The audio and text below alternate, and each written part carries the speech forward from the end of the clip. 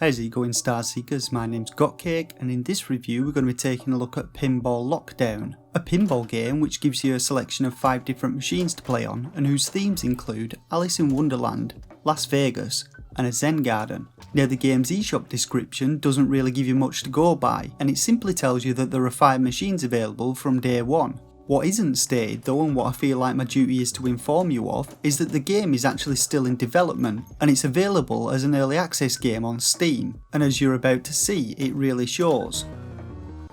So the game's been created using Pinball Creator, an asset available to buy on the Unity store, and it's also available for free on this other Unity assets site, but I'm not sure which version has been used to create this game. It looks like a pretty decent asset set, and I've got no issues with this, but at least have the decency to warn people that you're selling them an unfinished game.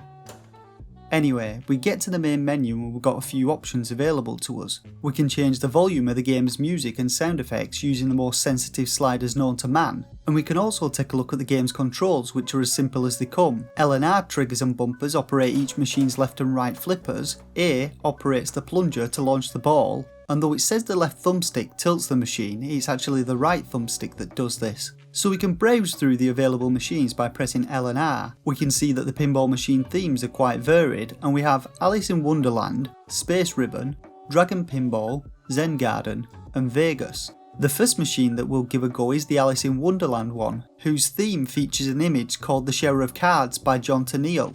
As we start the machine, we get a bit of a camera pan around it showing off some of its features, and we can begin the game by pressing A. We have to hold A to pull back the plunger and then release it to launch the ball. Now I was caught off guard to begin with, not expecting the ball to drop so fast, and I did pretty terrible on my first game. What is immediately noticeable is that the camera angle of this machine is all wrong. You can hardly see what's going on towards the top of it. There's also no direction on how you're supposed to activate any of the machine's features, so you basically smash the ball around hoping for something to happen. The ball physics in the game also feel a bit off, and it moves ridiculously fast at times, giving you very little time to react to its movement. It also seems to teleport from one location to another when it lands in specific locations.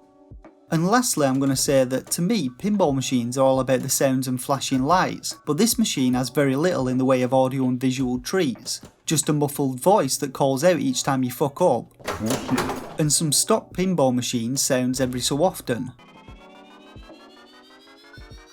So moving on to our next machine, we have Space Ribbon. To me this machine is more visually appealing, and as we pan around we see a creepy fucking Five Nights at Freddy's panda smiling at us. So this machine seemed to play a little better than the Alice one. We can actually see the top of the machine a little better, but the camera angle is still pretty shy.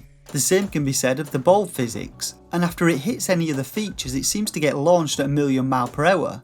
It also goes a bit apeshit when it goes through the loop, literally tearing itself off the track. As before, there's very little in the way of light and sound effects, and I didn't even see the multiplier markers light up once, so God knows if they even work. And again, there's no indication of how to activate any of the game's features. Moving on to our next machine, we have Dragon Pinball. This machine probably has the best visuals of all 5, and we have a nice little dragon sitting at the top of the machine. As we begin playing, we get a bit of an odd camera angle of the plunger, and the ball appears to enter the machine out of nowhere. As before, it's hard to make out any of the features towards the top of the machine, and after launching my ball up to the top bumpers, this happened.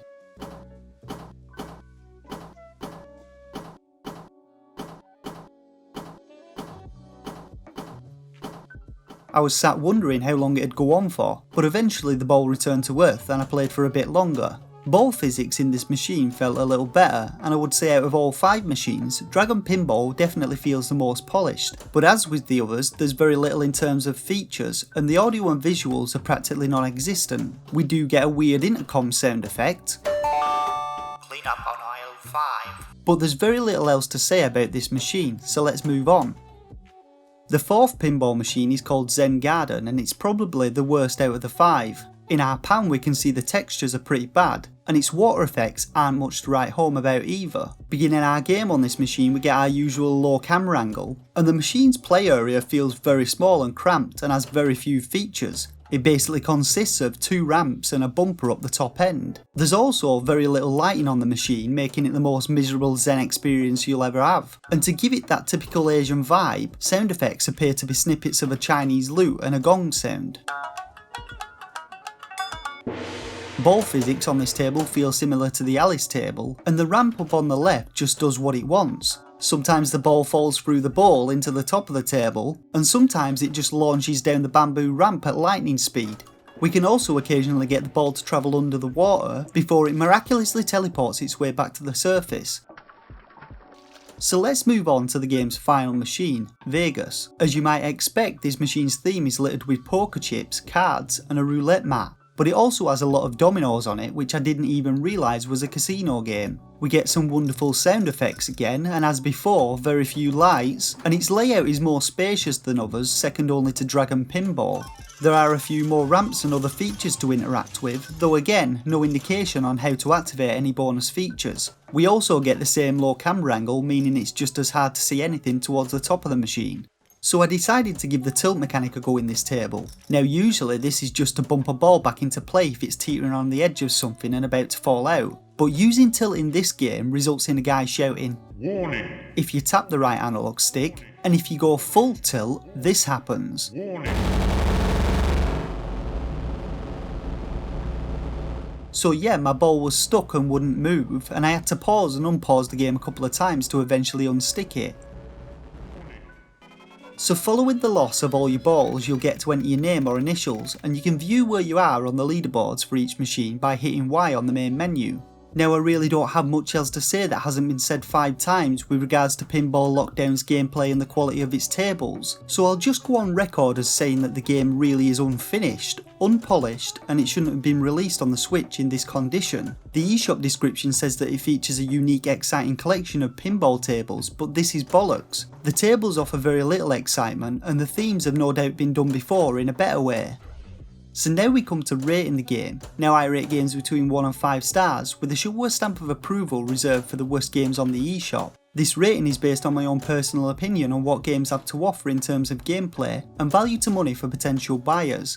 And for a rating I'd give Pinball Lockdown 0 stars, and instead I award it a shovelware stamp of approval. Unfinished is all I have to say about this game, and it should be noted that there are several other pinball games on the Switch that appear to use the exact same Pinball Creator Unity asset to make them, and many of them provide some free tables which look and feel more premium than anything found in Pinball Lockdown, so save your money and go and play one of those.